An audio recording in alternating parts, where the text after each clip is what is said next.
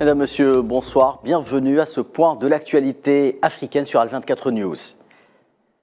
Le Maroc, lancé dans une véritable course contre la montre ce dimanche pour tenter de retrouver des survivants au milieu des décombres à la suite du séisme de magnitude 7 ayant dévasté une grande partie du pays vendredi soir. Le dernier bilan provisoire officiel fait désormais état de 2122 morts et 2421 blessés. Un deuil national de 3 jours a, pour rappel, été décrété. Et ce tremblement de terre survenu durant la nuit de vendredi à samedi, le plus puissant à avoir jamais été mesuré au Maroc. De nombreuses familles sinistrées à Marrakech se sont réveillées sous le choc ce dimanche, après une deuxième nuit passée dans la rue.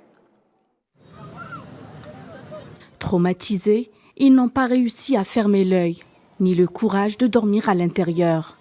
Dans ce jardin public, ces habitants de Marrakech ont choisi de passer une deuxième nuit dans les rues après le séisme meurtrier qui a frappé le Maroc. Livrés à eux-mêmes, sans aucune consigne de sécurité, les Marrakechis ont dressé des campements de fortune, de crainte que leur logement endommagé ne s'écroule sur eux. Je suis rentré chez moi et j'ai remarqué de nombreuses fissures dans les murs. Je ne peux pas y dormir. Je demande aux autorités de m'aider et de faire venir un expert pour évaluer les dégâts. Pour moi, ce n'est pas possible d'entrer chez moi. Je ne rentrerai pas à la maison s'il y a un risque. Dans la Médina, cœur historique de Marrakech, des bâtiments fissurés, défigurés, voire même à terre. Une expérience douloureuse pour les habitants. C'est une souffrance d'entrer dans la ville antique, d'être témoin des maisons effondrées, de voir les gens souffrir énormément. C'est une expérience douloureuse. Quand cela arrive à ton frère ou à ta sœur, c'est vraiment douloureux. Terrorisés, les habitants de Marrakech racontent une nuit cauchemardesque. Le tremblement de terre a frappé vers 23h30. J'étais dans un autre quartier à proximité. C'était dangereux, les gens étaient sous le choc. C'est difficile à croire car Marrakech n'a jamais connu quelque chose de pareil auparavant. Notre communauté a été profondément affectée tant sur le plan émotionnel que financier avec des dégâts considérables dans nos maisons. Alors qu'une course contre la montre s'engage pour retrouver d'éventuels survivants, les secours continuent de s'activer. L'envoi de produits de première nécessité vers les zones les plus touchées s'annonce difficile en raison du relief montagneux qui caractérise plusieurs régions touchées par le séisme.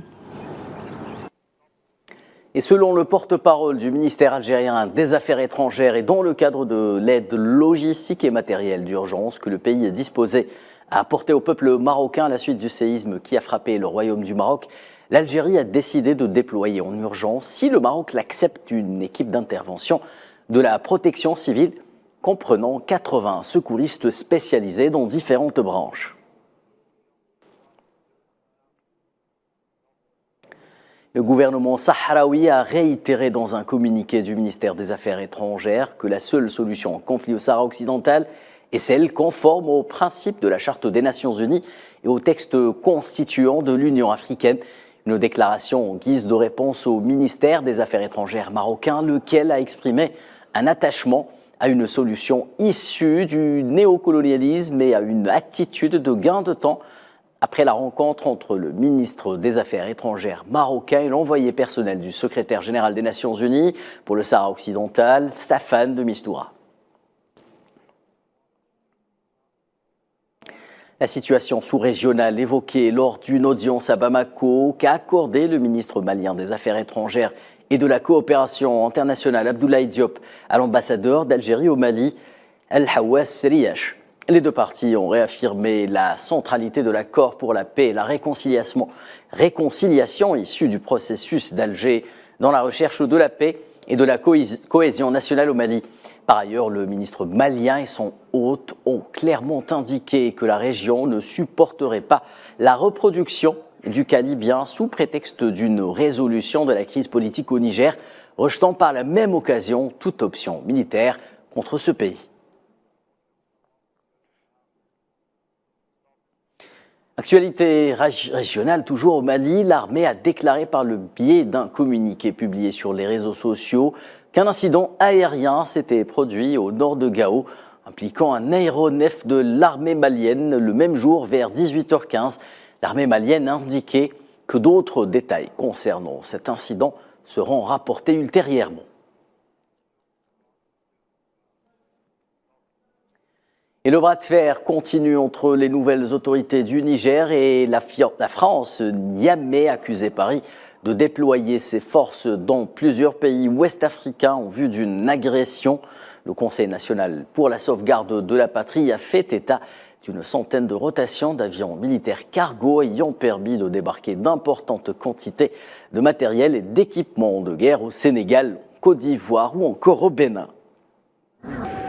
La France continue de déployer ses forces dans plusieurs pays de la CEDEAO, dans le cadre des préparatifs d'une agression contre le Niger qu'elle envisage en collaboration avec cette organisation communautaire.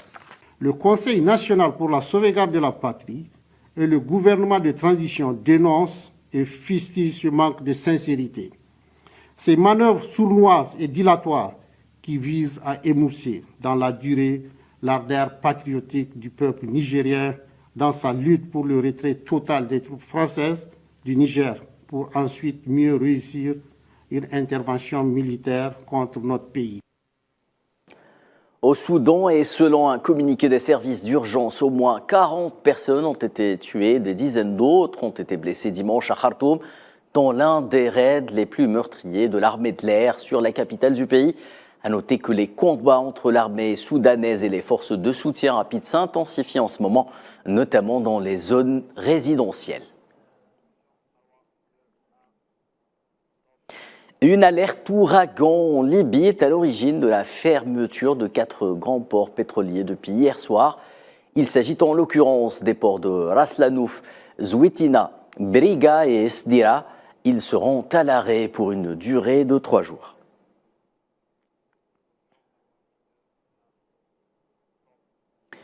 L'Éthiopie achève les opérations de remplissage du barrage de la Renaissance. C'est en effet ce qu'a annoncé ce dimanche le Premier ministre Ahmed Abiy. La 4e et dernière phase de remplissage du plus grand barrage en Afrique a été conduite avec succès selon les autorités éthiopiennes. Pour rappel, ce projet lancé en 2011 a coûté la bagatelle de 4 milliards de dollars.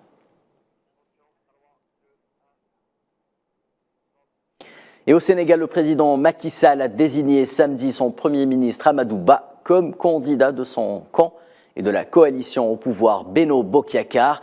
À la présidentielle de février 2024, le chef de l'État sénégalais sortant avait pour rappel renoncé en juillet dernier à briguer un 3e mandat présidentiel au Sénégal. Le secrétariat exécutif permanent élargi a été réuni sous la présidence de notre aîné, le camarade Moustapha Niasse, le jeudi dernier, et avait déjà réfléchi autour de 7 problématiques majeures, dont la première était la gestion de la candidature de Benno Bokk Yakaar. On fait la déclaration, il faut accompagner, il faut continuer à bâtir l'unité, il faut surtout se mettre au travail. C'est la fin de ce point de l'actualité africaine. Sur ce, je vous souhaite une excellente soirée sur Al24 News.